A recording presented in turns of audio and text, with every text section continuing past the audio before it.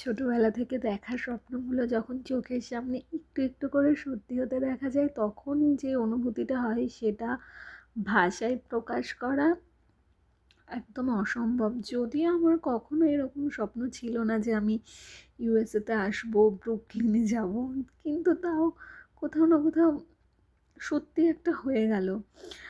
ছোটোবেলাতে জিকে বইয়ের পাতাতে যেই ব্রিজের কথা আমরা পড়েছি, চোখের সামনে মানে টিভির পর্দায় যে ব্রিজকে দেখেছি, আমাদের বাঙালি মেয়েদের সবার ক্রাশ এসআরকে মানে শাহরুখ খান। শাহরুখ খানের মুভি কাল হো না হো টাইটেল সং, আরও কত জানি কত কি হলিউড মুভি আর বলিউডের আরও হয়তো অনেক সিনেমা হবে যার গানের শুটিং এই ব্রুকলিন ব্রিজে হয়েছিল। আজকে আমি সেই ব্রিজে হাঁটার সুযোগ পেয়েছি। এবার সেই অনুভূতিটা তো একদমই অন্যরকম। তো কিছু কথা আমি বলছি এই ব্রিজ সম্পর্কে, যেটা আমি গুগল ঘেঁটে একটু আধটু জেনেছি। এই ব্রিজটা হচ্ছে নিউ ইয়র্কের সবথেকে পুরনো ঐতিহ্যবাহী একটি সেতু। এটা ম্যানহাটন আর নিউ ইয়র্ক দুটো শহরকে একসাথে যোগ করেছে। আর ব্রিজটা হচ্ছে ইস্ট হাডসন রিভারের ওপর থেকে গেছে। ব্রিজে প্রতিদিন প্রায় গড়ে 1 লক্ষেরও বেশি যানবাহন চলাচল করে। আর পর্যটকের ভিড় তো বছরের সব সময় এখানে থাকে, যেমন তোমরা আজকেও দেখতে পাচ্ছ।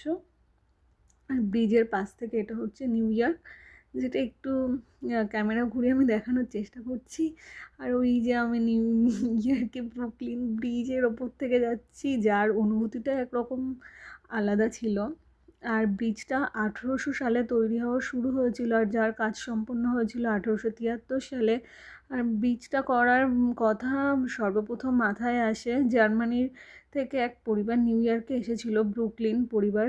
তো সেই পরিবারের একজন সদস্য যিনি ইঞ্জিনিয়ার ছিলেন, তো তিনি তখন নিউ ইয়র্কে এই ব্রিজটা তৈরি করার পরিকল্পনা তার মাথায় আসে, কারণ তখন যোগাযোগের বা পরিবহনের একমাত্র মাধ্যম ছিল জলপথ ব্যবস্থা। আর যেহেতু শুধুমাত্র স্টিমার, ফেরি এগুলোই জল পরিবহনের ক্ষেত্রে ব্যবহার করা হতো, তো অনেক সময় অনেক দুর্ঘটনাও দেখা যেত।